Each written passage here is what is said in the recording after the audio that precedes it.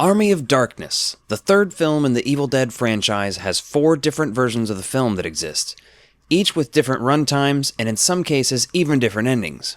It's hard to know where to start, but today we're going to talk about all 4 versions and explain everything you need to know. Let's get into it. Hail to the king, baby.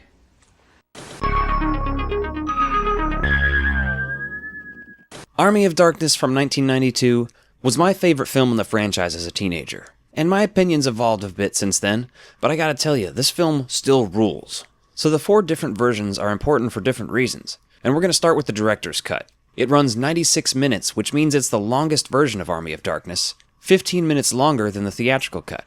For a long time, bootleg VHS copies or the import Laserdisc were the only way to watch this. There's a bunch of different changes in this one, but I'm really just gonna talk about the ones that I think are significant or interesting at all. My main sources for this are linked in the description down below, Book of the Dead and MovieCensorship.com. Check them both out if you want to know every change. So, in this version, the sex scene between Ash and Sheila is a real scene. You also see Ash and Sheila in the watchtower afterwards. Honestly, nothing to write home about there. I don't think we need a bunch of sex scenes in movies. You know, whatever. Then there's a ton of shots that are longer throughout the director's cut. Shots of Ash riding the horse, footage of the evil force zooming through the woods, stuff like that. There's almost a minute and a half extra of Ash battling the mini Ashes with a hammer. They trip him over a broom, he hits his head on a pipe. It's full-on Three Stooges Looney Tunes fun. And I love this stuff. This is why I'm watching the director's cut. This is what I want to see. In another added bit, we get to see Ash punch his other head and sort of scuffle around with himself. That one I think's kind of fun. There's also a neat shot of Ash busting up one of the skeleton guys. There's more shots of evil Ash groping and forcefully kissing Sheila, which, let's be real, it's fine that they cut this stuff. We don't need that. And I will say, some alternate versions of movies, things are drastically and wildly different. And I think a lot of people do prefer the theatrical cut just because it's a quicker version of the movie. It's tighter, you know? Then there's an extra 30-second scene with evil Ash demanding a mirror to look at himself. This is the kind of stuff that's missing in the theatrical version of the movie. There's more footage of the skeletons running around, and any chance I get to see more special effects from this era done, I'll take it. This stuff's worth seeing. We get to see more of Ash driving around, running over and fighting the skeletons. Again, see my previous statement on this. There's a decent amount more of general battle footage here that's honestly really fun. It gives the entire sequence a Lord of the Rings feel. Ash is like Aragorn, Arthur's like Theoden. Evil Ash even looks like a Uruk-hai. There's just moments that feel like they're straight out of Helm's Deep here. And I mean this in the best way possible. In 2003, MGM released the Director's Cut DVD with improved elements in Hong Kong and Japan exclusively. It was sourced from an unedited 35mm print. Some argue this is the best version of the film to get. It's the only version of the film that features the original ending that Sam Raimi wanted. In this ending, Ash takes a magical potion to return home. Of course, he drinks too much and passes the present time, and he wakes up in a post-apocalyptic London, falls to his knees, shouts, "I slept too long!" Honestly, this is just a brilliant ending.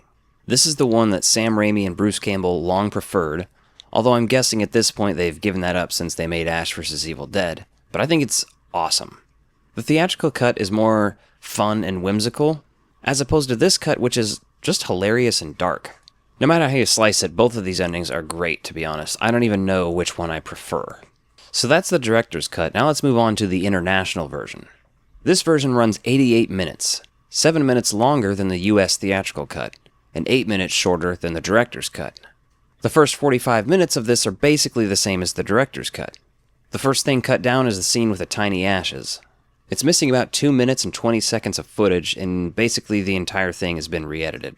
We lose the fork coming out of his butt, his various threats and injuries he sustains during the fight. And of course, this contains the US theatrical ending that we're all familiar with. Overall, it's basically a mix in the middle of a theatrical and director's cut in a way. Because it cuts a lot of violence and dialogue, but has to replace some of it with other extra scenes that were in the director's cut. It's still its own unique cut of the movie, though.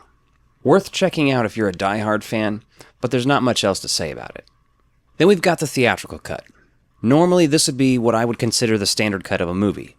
But in this case, for reasons I'm going to explain, the director's cut is kind of the base standard for this movie. This version is 81 minutes long, losing 15 minutes from the director's cut, and includes alternate takes and different audio during certain scenes. This cut was made after the MPAA gave the first cut an NC-17 rating. Sam Raimi removed some of the scenes, and then the studio hired an outside editor to cut it down, which is how we end up with this 81-minute version. And overall, I'm really just happy that we live in a world where I get to see the director's cut. Then we've got the TV cut. This one makes most of its changes for gore, language, and timing. For example, Yo, she bitch. becomes... Yo, she witch. There's plenty more instances like that, and this version also has 2 additional scenes that aren't in any other version of the film. The first is during the beginning of the film, during Ash's meeting with Arthur. Ash is acting tough and pulls one of them off their horse. Ash and Arthur fight a little bit. Ash lets Arthur live before he's taken in by Arthur's men, and then it sort of gets back to the regular version of the movie. The scene is much longer, and honestly, I like it. This adds more to think about with Arthur's character down the line when it comes to character development, and it just helps us get to know the characters better. This cut also includes the watchtower part of the sex scene that's in the director's cut, but obviously not the rest. The other scene, exclusive to the TV cut, happens when Ash sees his doppelganger for the first time. He opens the door, walks outside, and finds his horse. Oh, you big piece of hamburger, come here. He turns back to the door and sees himself standing there, before the door closes and he runs back towards the mill. There's also a bunch of stuff from the director's cut inserted here just to help make it fit the runtime after they've cut all this stuff out. But there's really nothing remarkable there. Honestly, if you haven't checked out any of these alternate versions before, your number one priority is probably the director's cut. And then I'd say the TV cut. Let me know what you guys think in the comments down below. Which versions have you seen and which do you prefer? Love to hear from you guys. Quick thank you to my channel members and Patreon subscribers. If you want more ecto-violence, including exclusive videos and behind-the-scenes content, become a member by clicking the links in the description below.